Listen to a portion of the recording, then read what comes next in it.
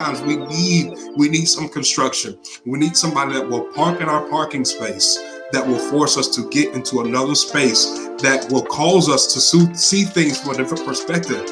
Because every day that you go into the same spot, you will see the same thing, right? You'll see the same thing in life. You'll see the same perspective. You'll have the same opinions. And some of us have been on the earth for 30, 40, 50, 60 years. And the reason why we see life the way we see life is because we've been parking in the same spot our entire life.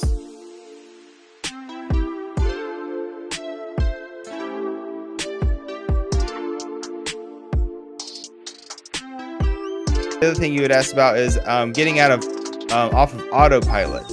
That's really hard to do because we most of us work a career and you go in at the same time every day, right? And if you hate it, there's a good chance that you're just not feeling fulfilled in your purpose. I highly recommend you read the book called The Energy Bus. It'll help you understand, is it my career that is draining me, or is it me that has the bad attitude in what I'm doing and I forget? So read the book The Energy Bus first, but second, change your routine up. I have two ways to get to out of my neighborhood.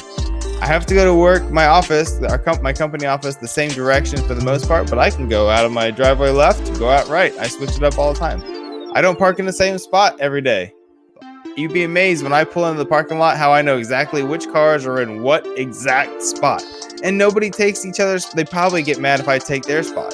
But switch it up. Go to somewhere different. Go in a different door. Go to lunch at a different time. Go to eat something different, different food. Go have lunch with somebody else or a new associate. Get some life brought back into you. That's the things I do to get out of autopilot. Just some simple things. Just changing up small routines really helps me. Yeah, I think that's really good. I think it sounds simple, but a lot of us would struggle getting out of our routine, bro. And what you just said sounded so simple. But as you said, even down to the parking thing, because I park the same way. I always back up, same parking spot, same time for work, bro. I mean, every day. My dad's the CEO of our company, and he parks in the same spot. So literally, I will go take his parking spot sometimes. I love it. I said, and he'll walk in, and he kind of smirks at me. I'm like, time to switch it up. Yeah. But he's just a very habitual person. He likes to do the same things, eat the same places, those kinds of things. So yeah, and for me and him, it's like a joke, but. Yeah, but what you're doing though is a selfless move.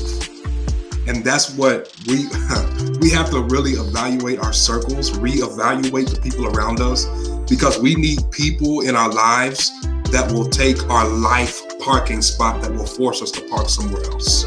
I'm using that as a example or a proverb, if you would say, that I'm not just talking about a literal parking spot. I'm talking about your routine that you do every day. You need somebody, because we all have seasons where we can't get ourselves out of the spot, and we need somebody else to park there for us. So it will force us to move to a different position. Bro, you just said it. You just unlocked a whole nother principle, that today you need to evaluate who are the people in your life that will be bold enough to park in your parking space, that will force you to get out of your comfort zone, to get out of that place, to force you that you've got to take another door.